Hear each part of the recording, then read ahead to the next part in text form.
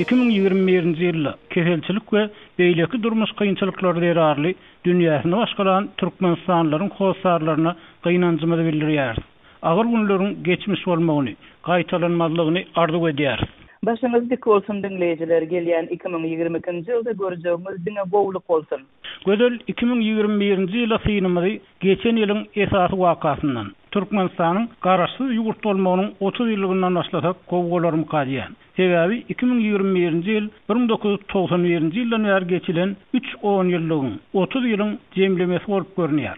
Dogry ýokşan Türkmenistan öňki SSR-den aýrylaly bäri 30 ýyllyk ýol geçdi. Bu Türkmenistanlaryň indi halkara jemgyýetçiligi dünýäniň beýleki ýurtlary bilen 30 ýyl bäri öýdwaşdyk, gatnaşyk gurýandyklaryny görkezýär we kiçigerim üstünlük däl. Bu ýyl Sowet Soýuzynyň darganyny, gydanyň döwretlenine hem 30 ýyl boldy. Emma Türkmenistanyň ýylaty SSR-iň dargamagynyň esas sebäpleri. Türkmenistanyň nädip garaşsyz ýurt bolşy barada 30 ýyl bäri anyk giň we tögerekleýin düşündiriş berilmän gelýär. Bu ýyldaky ýene bir gowy täzelik Türkmenistanyň Tokioda geçirilen Olimpiýa oýunlarynda garaşsyz ýurt hökmünde alan ilkinji we ýeketäk Olimpiýa medaly bilen bagly. Ýöne ol medaly agyr atletikaçy Polina Guriýewa gadanan hem bolsa Türkmen medeniýetinde ýurduň sport üstünlügi üçin tariflenen prezidentiň ogly boldy.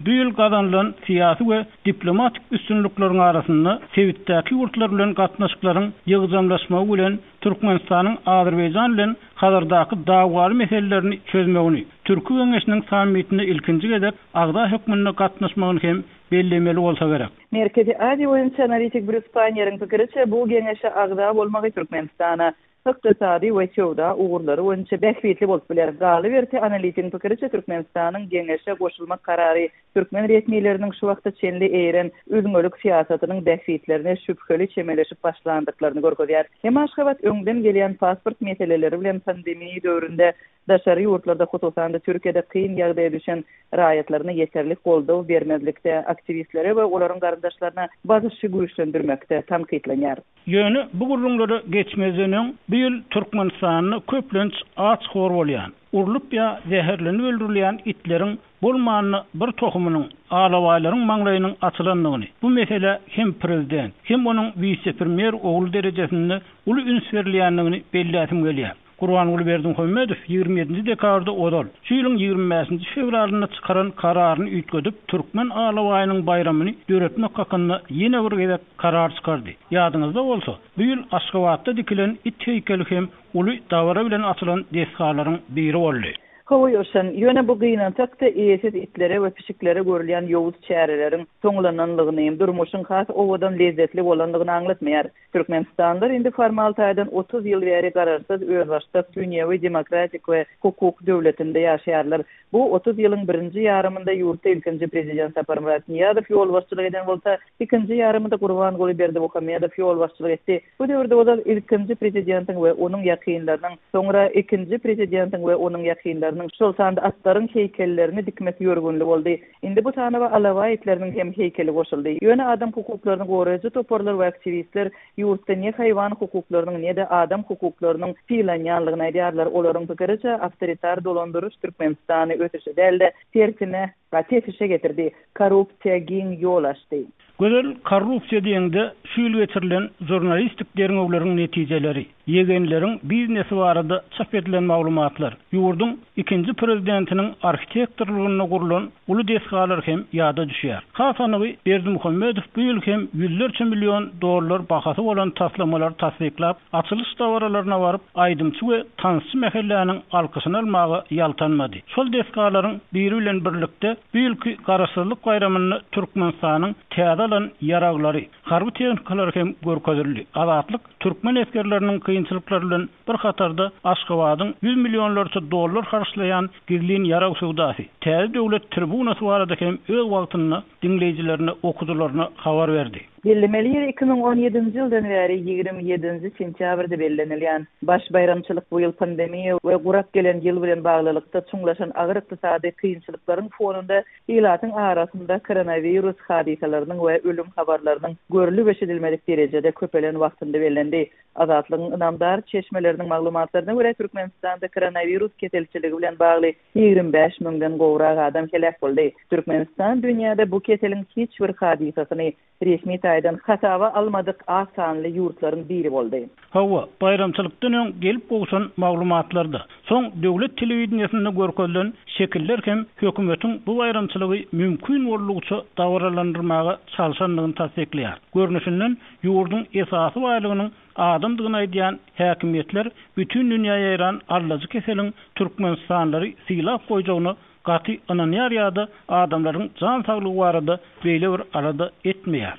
Bu ýyl diňe garaşsyzlygyň däl eýtem Türkmenistanyň Demokratik Partiýasynyň hem 30 ýyllygy bellenildi. Belki muny hem ýylyň esasy wakalarynyň biri hökmünde ýatlap geçmelidir. Hawa gözel bir gaty gowy soru. Gurbanuly Berdimuhammedowyň çap eden gutlugynyň çen tutulsa Türkmenistanyň Demokratik Partiýasy ýurdun kanunçylyk, hukuk esaslarynyň döredilmegini, aňyet ulgamynyň ösdürilmegini, halkara gatnaşyklaryň siýasy taýdan esaslandyrylmagyny möhüm orna elýär. Emma synçylar we tanqyçylar odolky Kommunistik Partiýanyň bir günü Demokratik Partiýa öwrülmeginiň hakykatda garaşylan siýasy azatlykları, hakyky köp partiýalylygy böwet basmak üçin oýnanan oýun, tapylan, ulanylan emel bolanlygyny aýdýarlar. Bu iş ýüzünde odolky esleri çökeren bir partiýalylygyň formal ýagdaýda saklanyp, partiýanyň hem däl eýsem diňe bir adamyň hökmranlygynyň döredilmeginiň başlangyjy boldy diýip Pragada ýaşaýan türkmen ýazgysy Hudaýberdi Hally azatlyk bilen telefon söhbetdeşligini aýtdy. Türkmenistan öňkü Kommunistik Partiýanyň dowam hökmünde bir täze partiýa açmalydy. Ýöne bir dil ýüzünde diňe täze başga zatly zatlar köni Sowet döwründäki ýagdaý kommunistik düzgün Kommunistik Partiýanyň ulanyp gelen ustawy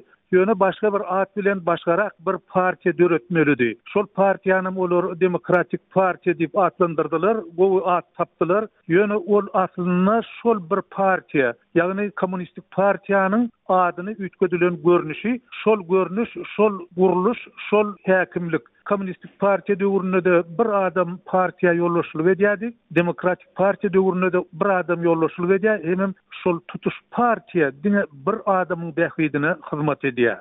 Ýoşan, bu ýyl diňe Türkmenistan we Türkmenistanyň Demokratik Partiýasy däl eýtem Türkmenistanda döredilen we gadagan edilen ilkinji garaşsyz neşirleriň biri Daýanç jurnaly hem 30 ýaşady we azatlyk bu neşir şol sanda ýurtdaky mesbuat azatlyk problemasy barada ýörüýse video gepleşik hem çap etdi. Hawa gözel, gowy atlatdyň. Türkmenistanyň söz metbuat azatlyk meselesi bu ýylyň bir göze uçuruk astyna saklandy. Türkmen häkimetleri şinnem metbuat diňe gazanlanlygy aýdylýan üstünlükleri wagt etmeli. Onuň ilaty ýurtda we dünýäde bolýan zatlar bilen bitarap ýagdaýda habarly etmek wezipesi ýok diýip pikir edýäni meňzeýär. Şunuň bilen barlykda häkimetler öňkü ýyllar raýatlaryň garaşsyz habar, deňagramly maglumat almak islegine garşy çanagan tenderler goparyp, saýtlary petikläp göreşen bolsalar, soňky döwürde WPN gözegçiligini ýa gadaganlygyny güýçlendirdiler. Doğrudan Türkmen häkimetleri ilatyň maglumat habar almagyna garşy töbeşlerini azatlyk habarçylarynyň 4-nji ýanwarda beren maglumatlarynyň çen tutsak 2021-nji ýyly VPN hyzmatlaryny gysmak, düzgün bozanlary tutmak bilen garşylap dekabrın aýagyna çenli göreş alyp bardylar. Görnüşinden häkimetler ýurt daşyndaky türkmen aktivistleriniň barha we barha gatalyan çekleriniň ýurt içindäki işçileriň pikir düşünjesine täsir getirmeginden kuwatir edýärler. Şol bir wagtda Türkmenistanyň döwlet eýçiligindäki metbuaty mecburi awunaçylyk praktikasynyň saklanyp galandygyna garamazdan hem okujysyny hem dinleýijesini ýitirdi. Hökümet öz wagızlarynyň netijesizliginden we halk öňünde ynamdan gaçmakdan alada galýar diýip ýerli synçylar aýdýarlar. Bu aýdylýanyň jany bar bolmaly. Sebäbi mundan prezident Berdimuhammedow metbuaty izgiderli tanqytlap media ýolbaşçylarynyň nägileligini bildiren bolsa, indi bu mesele vice-premier Taşary işler ministri Reşit Miredow hem goşulýan ýaly.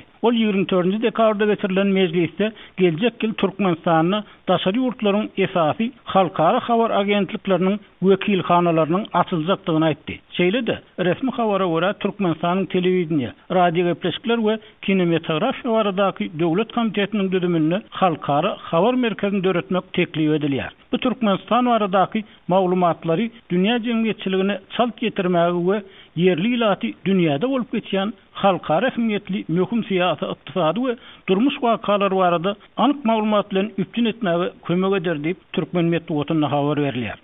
Hawata dehanyň maglumatyna görä Türkmenistan ýakyn goňşy we iri sewit döwletleri bilen habarçy alışmak, agentlikleriniň arasynda gatnaşyk gurmak tagalalarını hem edýär. Bu birkide Türkmenistanyň habar meselesinde özüni çetleşdirmekden peýda tapmanlygyna, düşünenligini aňladýandyr. Bir tarapdan Türkmenistan ýene öz gazanan üstünlüklerini bütün dünýä bir taraply wagt etmek gurrungyny edýär. Ikinji tarapdan bolsa Türkmenistanlylaryň daşary ýurtlardaky möhüm wakalardan habarly bolmagy barada gurrun edýär. Eýtim raýatlaryň gararsız maglumat almagyna garşy görüşüp gelen häkimetler bu meselede üýtgeşiklik edip bilermi? Asla Aşgabat näme üçin raýatlaryň maglumat almak we bermek hukuklaryna garşy görüşýär? Bu hökümetiň öz alyp barýan siýasatyna ynamlydygyny aňladýar diýip bolarmy? Gepler Azatlyk Radio. Hormatly dinleyijiler, Azatlyk Radiosynyň 2021-nji ýyla gysgaça synyny dinleýärsiňiz. Eferde siz bilen men Ýowşan Nurwan we kardeşim Gözel Hudaýberdiýewa. Ýoşan 2021-nji ýyl keselçilik aladalaryň üstesine Türkmenistanlyň durmuş derejesiniň öňkü ýyllardaky garanda hem keselmegi bilen taryhy girdi. Azatlygyň yerli habarçylarynyň paýtagtdan we sebeplerden beren habarlaryna görä, bir tarapdan mezuri häkmetiň we dürli köpçülik çäreleriniň pul salgytlarynyň agyram salmagy bilen iratyň maliýe kynçylyklary, manat naklaşdyrma we azyk nowatlary ýyl boýy saklanyp kaldy. Şeýle dilerçilik edýän adamlaryň çağalaryň köpelenligi, mätäçlik bilen bagly öz janyna kast edýän adamlar barada hem maglumatlar gelip gowşýar. İşsizligiň, aýlyklaryň azlygynyň we durmuş kymmatlamasynyň adamlary gaty köseýänligine garamazdan hökümet ýyllar boýy ýokary ösüş sanlaryny çap etdi. Türkmen Medeniýeti ykdysadyýetyň bedew wada bilen ösýänligini aýdyp gelýär. Hawa göder. Bir doğrudan hem şeyle Türkmen Medeniýeti bir yana durmuş bolsa başga yana. Ýöne bu ýyl Türkmen hökümetiniň çap edýän ösüş sanlary diňe yerli halkda we synçylarda däl, halkara urumalaryna hem ullukan soraw döredine meňdiýär. Ýogsa aýdyňlyk meselesi ýa-da onuň asla ýokdy wawatyny Türkmenistan ýurdun newt girdejileri bilen baglykda halkara urumlar tarapyndan mundan öňem az tanqidlenmändi. Bu ýyl bolsa hatda COVID-19 aladalar sebäpli halkara urumlar tarapyndan berilýän $100 milyon dollaryň harçlanyşy hem aýdyň bolman galdy. Şu aralykda bütün dünýä bankynyň iýun aýyna çap eden soň hasabatyny Türkmenistan ygtybarly maglumatlaryň ýoklugy sebäpli global ykdysady perspektiwalar atly hasabatdan çykaryldy. Hasanyny esaslandyrylan hildäki ygtybarly maglumatlaryň ýoklugy sebäpli bütün dünýä banky kär kuwatda Türkmenistan we Venezuela boýunça ykdysady önüm girdeji ýa-da ösüş maglumatlaryny çap etmeýär. Türkmenistan we Venezuela makro ykdysady agregatdan aýryldy diýip hasabatda aýdyldy.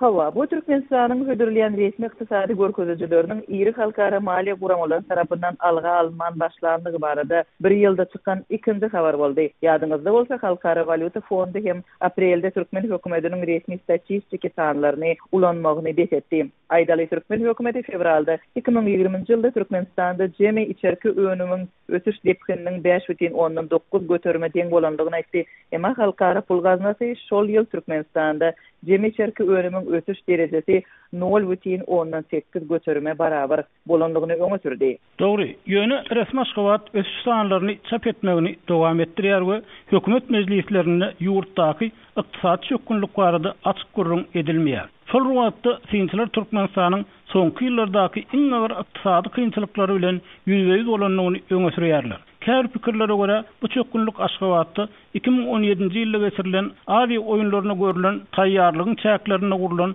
uly desgalar we beýleki netijesiz taslamalar, neft bahalarynyň keskin aşaklamagy, Aşgabatyň kär ýer gaz müşterilerini ýitirmek bilen düşünürilse, ikinji tarapdan giňeýran hökümet korrupsiýasy bilen baglanşdyrylýar. Hawa ýoşan Türkmen hökümeti soňky ýyllarda korrupsiýa garşy birnäçe göreş yglan etdi. Resmiýlerin käbiri wezipesinden boşadyldy, käbiri türmäge hem batyldy. Ýönetimçiler bu meselede esasy oýunçylaryň saklanyp galýanlygyny öňe sürýärler. Eger anyk gurrun edilmeli bolsa, düýbi Birleşen Ştatlarda ýerleşýän Accountability guramasy Türkmenistany kleptokratiýa modeli hökmünde häsiýetlendirýär. Türkmenistan görüldelik kleptokratiya bolup döwlet girdijileri talanýar we ýurdun prezidenti Ägert Uly hem peýdasy saýetlere milliardlarça dollar harçlaýar diýip halkara guramatynyň hatabatynda aýdylýar. Hatabatyň awtorlarynyň gelen netijelerine görä ýurtda dören häzirki agyr ykdysady krizis maliýe teýisleriniň näme derejede manysyz ulanýanlygyny subut edýär. Şeride olar dünýäniň iň düşnüksiz ykdysadyetli ýurtlarynyň biri bolan Türkmenistanyň ykdysadyetiniň Prezident Berdimuhammedowyň döwründe hasam yapılanlygyny belleýärler. Berdimuhammedow Nevitga puwdagyny üýtgedip gurup, doly özüne garaşletdi. Ugla dorot baýlyklaryny dolandyrmak we ulanmak boýunça döwlet gullugyny ýatyrdy we onuň deregine açyçan bolmadyk döwlet kampaniýasyny öretdi. Bu kampaniýanyň işi girdejesi çykdadylary barada hiç ýyly maglumat çap edilmeýär. Prezidentiň maşgalasy ýurdun esasy biznes guruluşlaryna gözegçilik edýär diýip hatabatyň awtorlary aýdýar. Halkara jemgyýetçilik guramatynyň we garaşsyz jurnalistleriň geçiren dernewlerinde prezidentiň aýal doganlary we giýewleri, halk içinde ýegenler diýip sanalýan maşgala agralary barada maglumat berilýär. Kototan da Durdunawadyň adamsy Anna Rejepowyň, onuň ogullary Şamradyň we Hacı Murat Rejepovlaryň döwlet iristeleriniň hatabyna prezidentiň saýasynda işi rowaç biznesmenlere öwrülenligi aýdylýar. Hökümet tanqyçylary bu ýyl prezident maşgalasynyň ýurtdaky gözegçiliginiň has güýçlenenligini, ýöneqi adamlaryň durmuşlarynyň bolsa has agralanlygyny aýdýarlar. Hawa Türkmenistanyň prezidenti Gurbanguly Berdimuhammedow aprelde Milli Geňeşiň halk maslahatynyň başlygy boldy. Bu onuň indi hem kanun çykarjy häkimiýete hem de ýerine ýetirjek häkimiýete başlyklyk edýänligini görkezýär. Emma bu ýagdaý tynçylarda bir topar sorag döretdi. Sebäbi Türkmenistanyň konstitusiýasyna laýyklykda prezident ýarawçylyk sebäbi öz wezipesini ýerine ýetirip bilmese, onuň ykdyýarlyklary täze prezident saýlanýança halk maslahatynyň başlygyna berilmeli. Bu mesele Türkmen häkimetlerini Ozal Sapar Murat Niýazow ýogalanda hem kyn ýagdaýa saldy we ahirinde şol wagtky parlament spikeriniň türmäge batylmagy bilen çözüldi. Belki-de şu tejribe bilen bagly prezident bu ýyl öz ogly Serdaryň wezipe ykdyýarlyklaryny has artdyryp, onuň ministrler kabinetiniň meclislerinde esasy emeldarlaryň birine öwürmegine ýol açdy. Bu ýagdaý prezidentiň saglygynyň yaramazlaşýanlygy we ogulyny öz ornuna taýýarlaýanlygy baradaky çatlamaların köpelmegine getirdi. Hawa ýöne bu ýyl 2016-njy ýyldan bäri dürli jogapkar wezipelerde işlän we soňky döwürde hökümetde tas esasy adam bolan Serdar Berdimuhammedowyň ýolbaşçylyk ukybynyň ýa başarnygynyň pesdigini, Sowet döwrüne beýnesi ýeten kakatyndan kän tapawutlanmaýanlygyny görkezdi diýip synçylar aýdýar. Bu pikir ilkonuň nowatlar prezidentiň awraýyny gaçyrýar diýip çörek nowatlaryny daňdan tagatlaryny getirtme bilen dören bolsa, prezident tawşyryk esasyny sewitler aýlanyp bazar nurşlary bilen tanışyp gelenden soň has güýçlendi diýip Aşgabatly ykdysatçy Azatlyk bilen söhbetdeşlikde aýtdy. Anonimlik şertinde urlaşan 55 ýaşly ykdysatçy Ozal prezidentiň ogly daşary ýurtlarda okudy. Azat bazar gatnaşyklary barada kakasyndan biraz başgaça pikir edýänler diýip saklanýar. Emma onuň vilayet safarlaryndan gelip döwlet telewizionyny lenji çykarlan propagandanı gaýtalap duruşyna gaty geň alanlygyny görüň berdi. Sewitlerin ýaşaýjylarynyň prezidentiň oglundan eden inçik tamalarynyň hem çykmanyny, lapket bolanlyklaryny Azatlygyň habarçylary hem habar berdiler. Bu ýagdaý prezidentiň hem onuň oglunyň da emele gelen agyr ýagdaýyň sebäplerini analiz berip, çykalga hödürläp bilmejekdigini görkezýär diýip Odalky suwurlyk inженери, Odalky ilçi Nur Muhammed Hanaف Azatlyk radiosyna aýtdy. Onuň pikirçe döwlet owa syýasatyny düzeltmese, konkurensiýa ýol bermän monopoliýany güýçlendirmegini dowam etdirse, alyk meselesini çözüp bilmez. Narhy 50% azaltmalylygyny bilen ol özünden bolany bar. Bir bazarın öz kanunlary bar. Harytyň bolmasa bahasy galar. Özü ilki yalançy bolup maskara bolýanym, oglunam yalançy edip maskara bolup ýörler iksem. Bu beýjip halkalygynyň bilen hakykat bilen tapawdy ýer bilen gök ýaly halk görüp dur ahyrin. Şoň üçin esasy ilki bar aladam haryty köpeltmek, konkurensiýa düretmek. Ýoşan Türkmenistan gelýän ýylda ilat ýadygyny geçirmäge taýýarlanýar. Ýöne Ozal 2010-njy ýylda geçirilen ilat ýadygynyň netijeleri näme sebäpdendir yglan edilmedi. Synçylaryň köpüsiniň pikirine görä, munyň esasy sebäpleriniň biri ýurtdaky hakyky demografik ýagdaý bilen häkimetleriň öňkü yglan eden sanlarynyň arasyndaky uly tapawut bilen bagly bolup biler. Emma yurtda şondan soňky ýyllarda dören sowsyrmly ýagdaýlar iş okuw diýip ýa başga sebäpler ýetasynda daşary ýurtlara gidip şol ýerlerde galan ýa-da resmi ýaşgawadyň döreden emeli kynçylyklary netijesinde ýygyna dolanyp bilmeýän 10 miňlerçe adam garaşylýan ösüş sanlarynyň pidasyna bolarmy diýen sorag bar. Hawa bu uly sorag gödel. Berdimuhammedow 2007-nji ýylda häkimiýet başyna gelenine netijeli bilim özgörtmelerini, giň internet el ýeterliligini, Ýewropa ölçeglerindäki durmuş derejesini wada berdi. Emma ýurdun bilim pudugynyňky korrupsiýa her ýyl müňlerçe Türkmenistanlynyň daşary ýurtlary okuw etmegine, iň bir wekinli, başarnykly ýaşlaryň bolsa başga ýurtlarda galmagyna sebäp boldy. Munyň üstesine odal daşary ýurtlarda okap gelen ýaşlaryň diplomlaryny ikrar etdirmekleri, işe ýerleşmekleri uly problemi bolan bolsa, bu ýyl okuwyny tamamlap ýurduny ýygyna gelip bilmeýän başga ýurtlarda bir kanun ýagdaýa düşýän ýaşlaryň köpelýän barada maglumatlar bar. Emma resmi Aşgabat özüni tileýän ýurtlaryň iň üns berýän meseleleriniň birini, beýinleriň gaçmagyny ýa-da gitmegini görmezligi bilmezlige salýar diýip synçylar aýdýar. Ýurdun içindäki ýaşlar bolsa iň haýal we iň gymmat diýilen internet hyzmatlary sebäpli köpçülik çäreleri we ideologiýa derarly bilimsiz galyp öz geljeklerini ogurlatmaga mezur bolýarlar. İlat ýazyw meselesine gaýdyp gelsek, azatlyk bu ýyl geljek ýyl geçirecek İlat ýazywynyň maglumatlaryny erejelemek we seljermek işlerine günden-güne gatnaşýan döwlet edaralarynyň 3 resmiýetinden maglumat almagy başardy. Olaryň biriniň sözlerine görä, 2020-nji ýylda İlatyň we ýaşaýyş saýgurynyň uçtan tutma ýazywyny geçirecek döwlet edaralary Prezidentiň diwanyny hödürlemek üçin eýem deslapky hatawatlary taýýarlapdyr.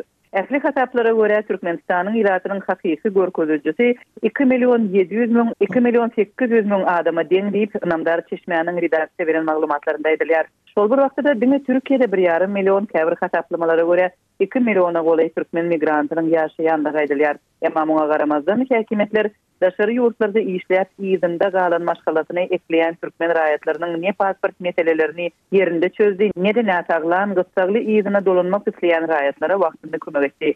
Hatta biz Western Union arkaly pul bermek mümkinçiliginden hem mahrum edildik diýip azatlyk bilen söhbetdeş bolan zähmet migrantlar aýdýarlar. Ikinji tarapdan Türkmenistany dolanmak isleýän raýatlardan hatta niýata adamlardan, öňkü studentlerden hem uly möçberlerde para sorulýanlygy hakynda maglumatlar gelip gowşýar. Synçylar bu ýagdaýlaryň şu ýyl has kän maşgalat täsir ýetirenligini, İlatyň häkimetlerden näýileliginiň barha ötýänligini aýdýarlar. Ikinji tarapdan ýurtdaky işçilik we umytsızlyk zararly ýollar açylsa daşary ýurtlara gitmek isleýän adamlaryň köpelenligi häkimetleriň indi ýurtdan gitjek adamlary saklamak üçin goşmaçy çäklendirmeleri girizmäge taýýarlanýanlygy aýdylýar. Hawa gödel, ýurtdaky ýagdaýyň agyrlaşmagy, gelip gitmek mümkinçilikleriniň kynlaşmagy daşary ýurtlardaky türkmen aktivistleriniň tankydy sesleriniň, protest hereketiniň güýçlenmeginiň esas sebäbi hasaplanýar. Ýöne bu kili protest aksiýalary başga garşylykly bir kanun reaksiýalary hem döredýäni meňdýär. Ýurt içinde Peýgambergelli Allahyberdiýew, Murat Düşen fial aktivistler dürli möhletler bilen azatlykdan mahrum edildi.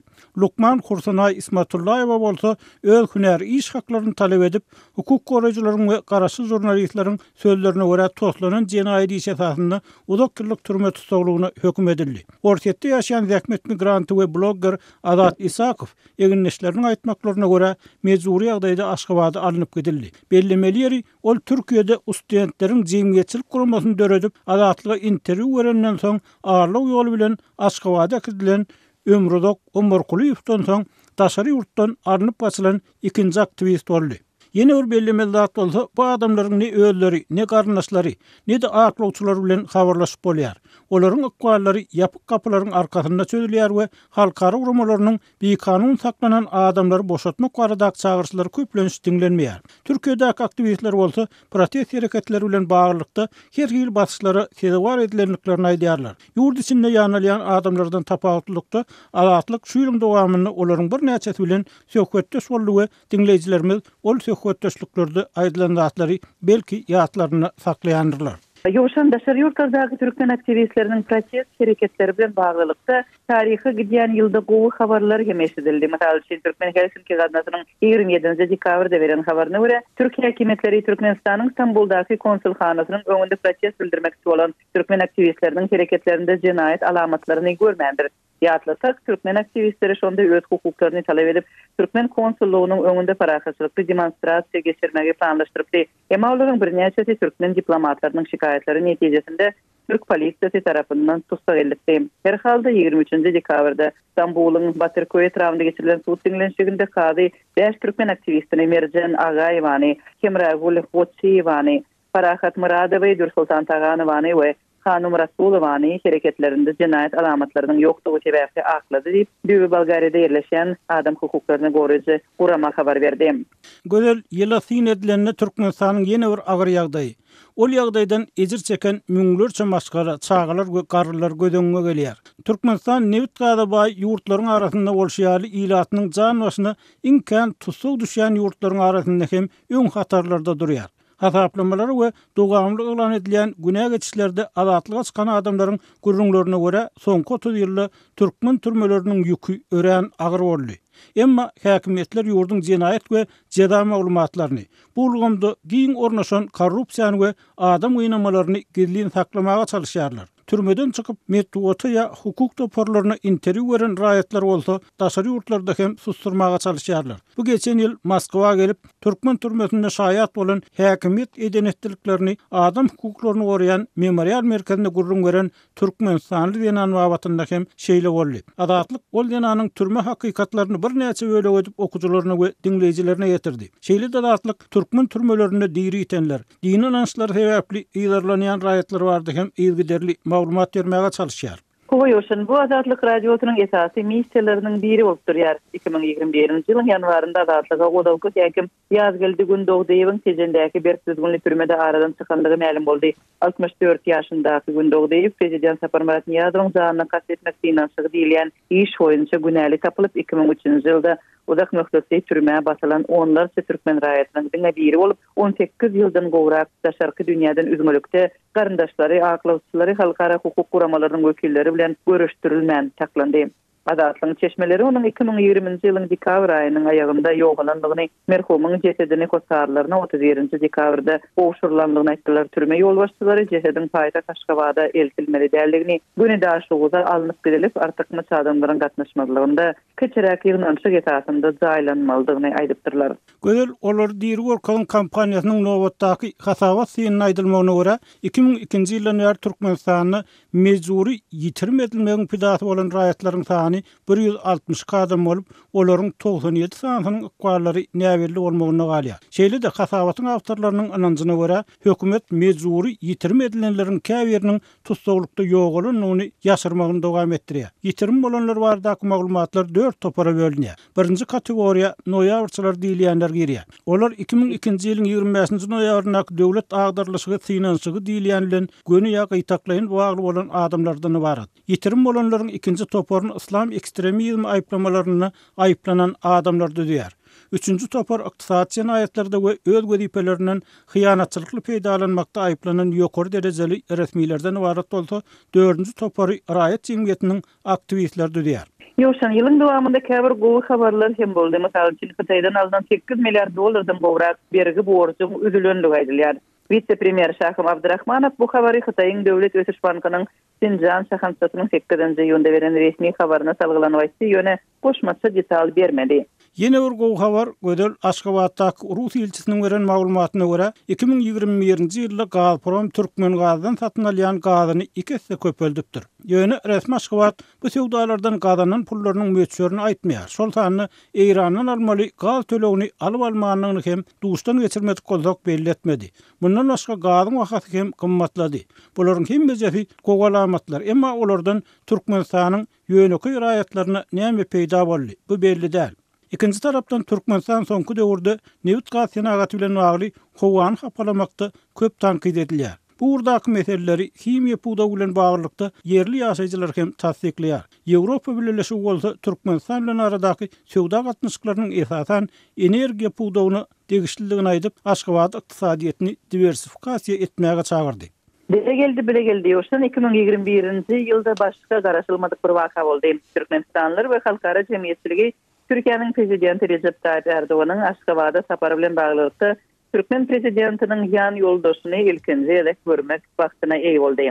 Hawa gödel bu dowrdan üýtgeşik habar boldy, garaşylmady habar boldy. Türkmenistanlar 15 ýylda ilkinji gedek ogul gerek Berdimuhammedowany görmek baltyna meýesler boldylar. Şunuň bilen gödel şu ýerde synymyzy jemläli Türkmenistanlara bolsa, dinleýijilerimize bolsa ýene bir gedek täze ýyllarynyň gutly bolmagyny, düşünli bolmagyny arzu edýäris. Käde 2022-nji ýylyňyz gutly bolsun.